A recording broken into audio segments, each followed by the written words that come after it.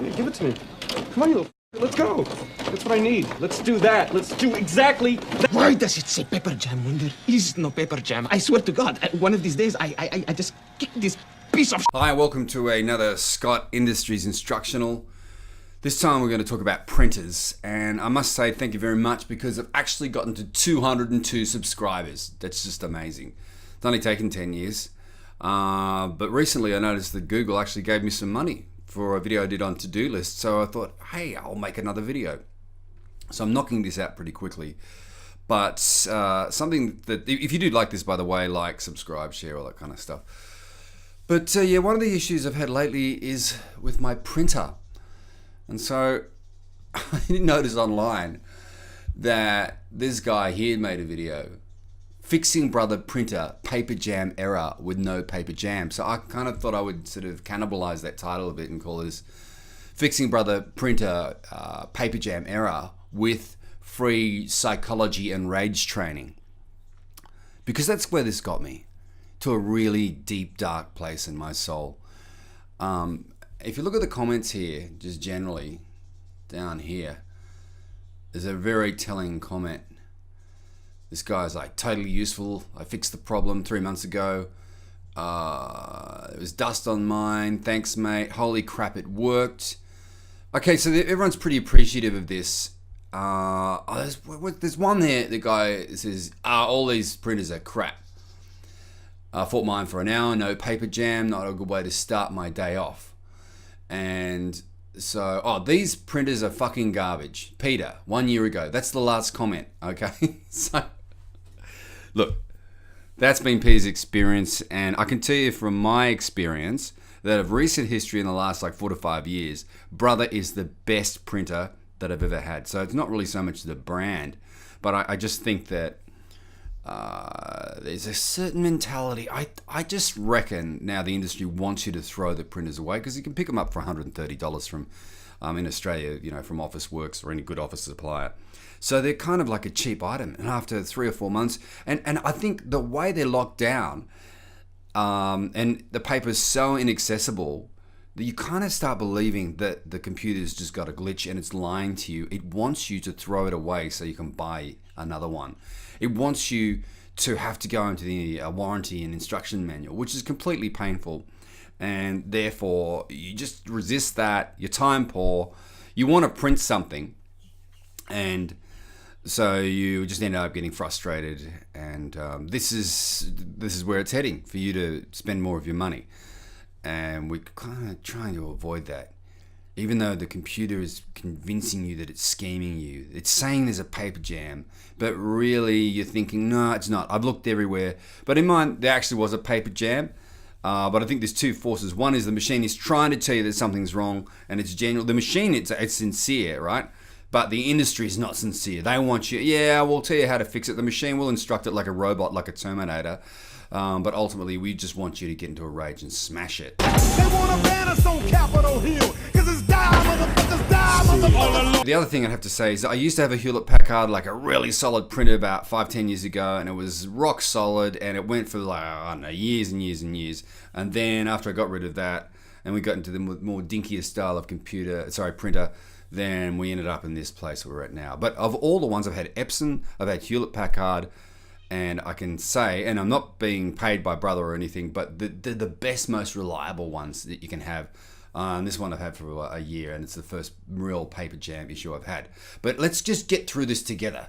So the problem with these videos is that, it's like this guy here, I'll turn the volume down, but he's going through his computer. It's not particularly the right one.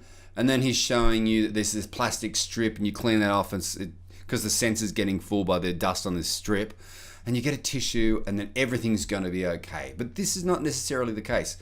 And then you've got Brother Global Support, and this is arguably someone should be. See it showing these levers here, and you pull these levers, and the jam will magically, it'll be unjammed, and you'll find the paper. Complete lies. It's just all lies, because I can't find my model computer. The voice here on this guy is pretty much putting me into a coma. And that's just filling me with more rage, okay? So this is more of an objective video to get you to believe with brother that it's more than likely there is a paper jam, but we're kind of tracking the psychology of what you go through when you go through that. So I'll switch to the actual printer in a second and what I went through. But if you do look at my model, it's an MFC. This is where the rage starts to build, because you can't really remember this number unless you're like 15 years old and you've got good memory retention. No results on YouTube, right? So, and I'll put in paper jam, right? So I had to go to kind of the video about the paper jam before that model was nothing like mine. So I'm going to take that out, and then we'll go, put it in there. Paper jam, solution center. We'll go to videos. Are you serious? Nothing? There's nothing there. Okay, so and look, there are, so then you'll go, brother, printer, paper jam. Oh, and that's where we ended up with this dude's video, which has got 200,000 hits. See, everyone's looking for hope. Everyone's looking for hope. But then you have a look at it, and then you got to sit through a commercial, and then you think, well, that's not exactly the same. So then you get into this sort of psychology here. Brother printer is fucked. You know what I mean? You're heading down this irrational kind of heart of darkness, Joseph Conrad path, the printer rant, and then you end up in this sort of padded cell with other people destroying an HP printer, worst printer of all time. So then you realize, in a way, hey, you're not alone. All right, so we're going to get back up here. We're just going to get it together. So hopefully, look, this is not going to train you to a Navy SEAL level. It's just training you to what to expect on your journey with the printer and what I went through. So let's switch to the old massive technology of the iPhone. So this is where the whole problem started, in the office, and you can see the piece of paper that I eventually found hidden away. It actually existed. This is the snuffleupagus of printing. And you can see on the edge there that the print head was just struggling. It was trying to print on that. So it was legitimate. The machine, the poor machine, it just wanted to be real, like the kid in AI. It wanted to tell me the truth. And this is my brother MFC, mother frickin' whatever, JB5 blah blah blah. They should just call it the Frustrator 4 or something. And the irony here is that after all that was said and done, after I'd unblocked it, it said, hey, guess what? You need new ink. So paid $130 for the printer a year ago. It's now worth $20, but every time you go and fill up ink, it wants $130 for the ink as well. So basically you're a slave to this machine. You're the machine and it is your ruler. It's not even an enlightened despot. It's just like a despot that's got mental issues. Cannot print. Okay, so up there it actually said, so this is a simulation, right? Like Elon Musk says, but it said there's a paper jam with the front end. So my first port of call, I open up that scanner bay, which is just stupid really, because no paper goes up there. But I thought I might have left some there. And so then I opened this bottom tray here, because I thought, well, it's probably all, usually you see it just crinkle cut paper sitting in there. Then my next port of call was, I thought, port of call? I thought, well, maybe overloaded. I've always shoved too much A4 in there. I'll just pull that baby out, get rid of something. No change. I want you to pretend it says front end loader issue. So then I was a bit puzzled. And this is where the two forces of, is the machine lying to me? Is this legitimate? Maybe it's a technical problem. I've had this with other machines. So then I'll just pull this straight out of the wall. Yeah, sensibly you should turn it off at the wall, but time is too precious. And eventually after a while, I can't actually reach the PowerPoint, so I just pull it straight out. Then I decided, I'm actually hanging around in the morning in my pajamas doing this. I haven't washed my hair, haven't cleaned my teeth, so I'm kind of looking really derelict on a weekday doing this kind of activity. And I'm already looking like Tom Hanks in Castaway. And this machine it's the coconut I'm trying to open to get to the water. So then I thought, well, I'll lift up, as per the instructions I'd seen online, you lift up the scanner tray, okay?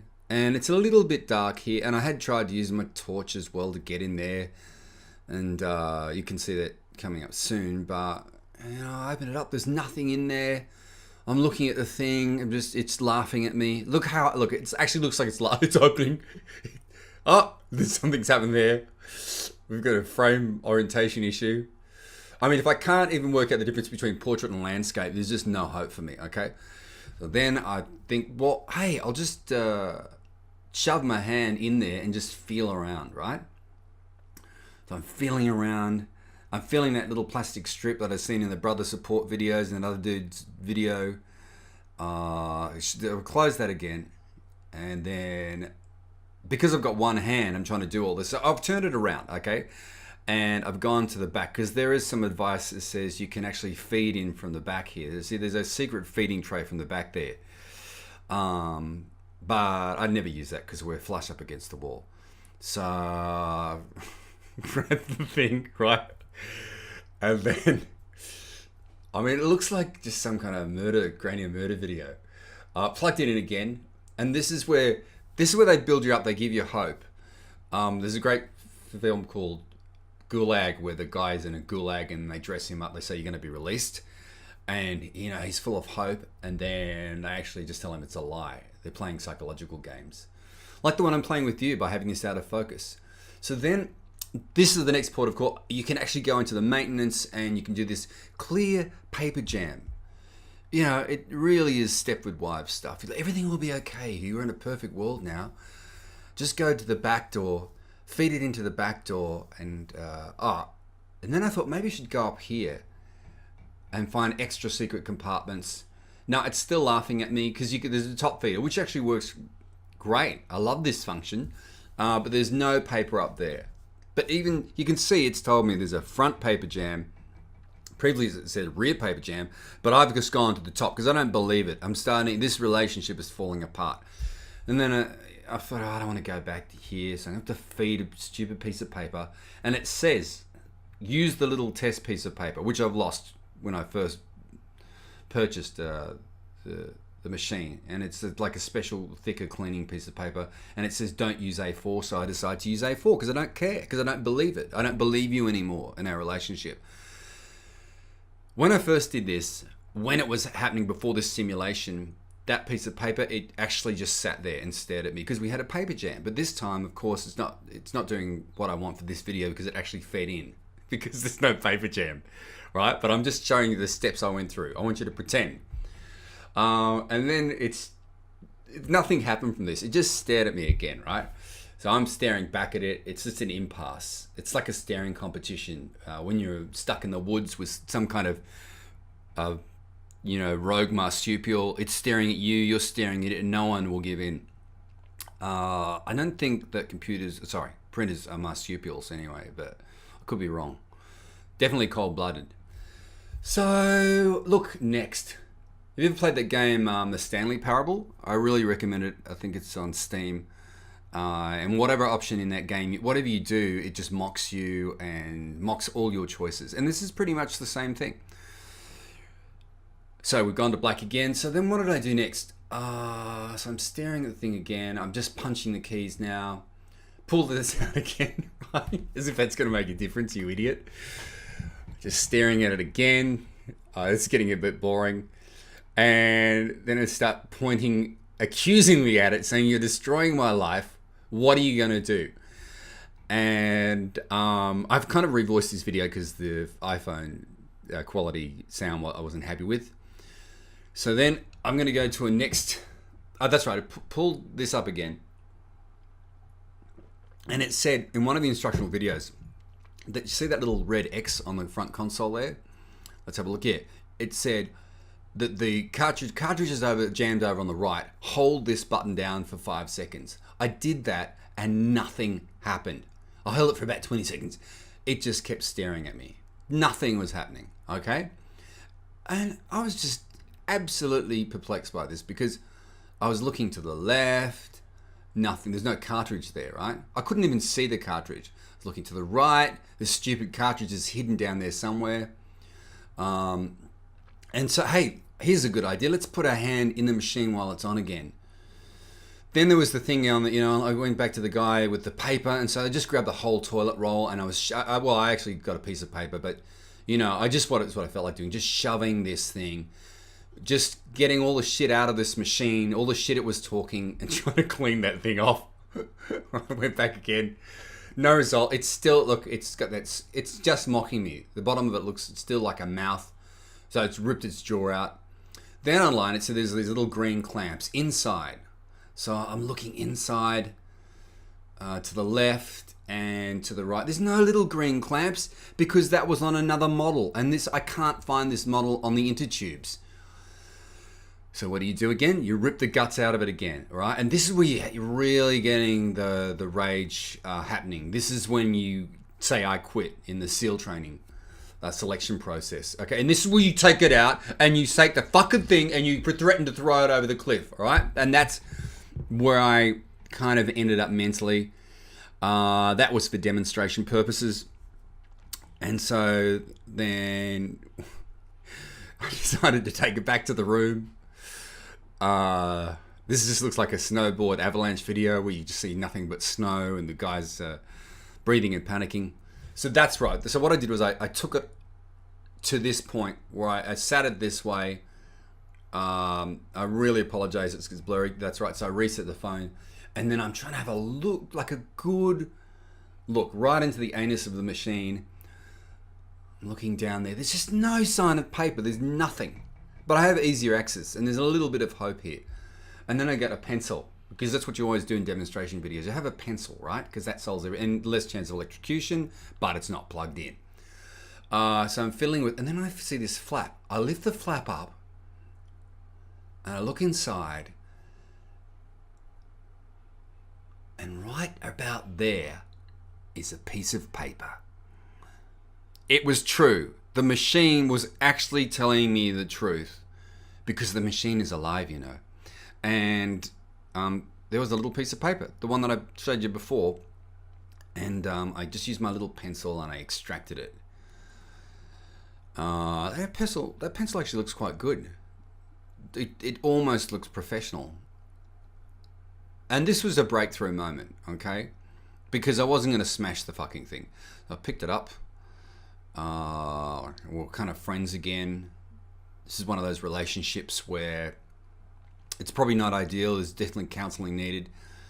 And put it back on there. So then it's obviously you're going to replace everything you've done. But I must say, considering the enthusiasm with which I approached this problem, the brother computer, look, I plugged it back in. It's ready to go again. And we'll put the tray, but put your mouth back in. Okay, as long as you don't talk any more crap. And this baby's booting up. And what does it say? It says there's no more warnings about the printer tray being jammed, but it does say, hey fuckface, you need to spend $130 on ink.